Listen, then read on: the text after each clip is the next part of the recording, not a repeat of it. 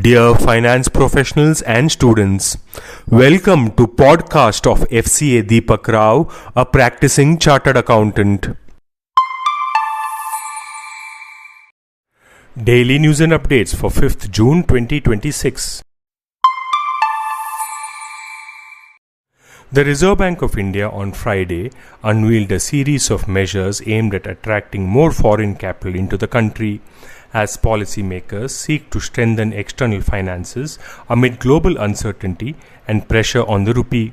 The steps announced by Governor Sanjay Malhotra after the monetary policy decision include wider access for foreign investors to government bonds, easier investment rules for overseas Indians and foreign residents, and incentives for companies and banks to raise funds from abroad. As part of the package, the RBI expanded the range of government bonds that foreign investors can buy without investment restrictions by including all new issuances of 15-year, 30-year, and 40-year securities under the fully accessible route. The central bank also removed certain investment limits related to short-term holdings and concentration in individual securities. India has announced a significant tax exemption for foreign institutional investors and the bank for international settlements.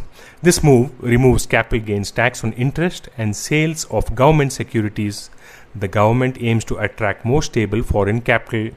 This decision comes as the Indian rupee has weakened against global economic pressures. A confidential PwC review of IndusInd Bank's treasury operations revealed significant accounting irregularities. Manual entries were used to mask over Rs 2,200 crore in trading losses, inflating profits and assets by Rs 1,817.58 crore. The report highlighted a disconnect between the bank's risk management and trading desks, leading to overstated financial figures. HDFC Bank is facing a barrage of governance allegations and panic. However, court relief and regulatory reassurances indicate no material adverse findings. Separate developments have been combined to create a perception of failure. Key facts counter this narrative, suggesting a deliberate effort to damage the bank's reputation. The bank remains systematically critical and financially sound.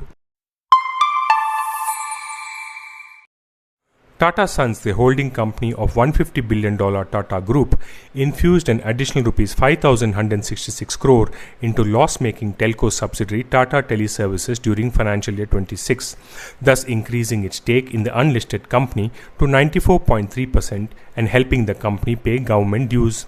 The capital infusion highlights the continued support being extended by the Tata Group's holding company to some of its loss-making businesses. Technology investor SoftBank Group divested a 3.25% stake in eyewear firm Lenskart Solutions for Rs 2,873 crore through an open market transaction. The shares were disposed of at an average price of Rs 508.55 apiece, taking the deal value to Rs 2,873 crore. Following the stake sale, SoftBank's holding in Lenskart through its arm dropped to 9.88% from 13.13%. A clutch of investors, including domestic, institutional, and foreign investors, participated in the transaction. This podcast is sponsored by Sound of CA. We share because we care. Vande Mataram, Jai Hind.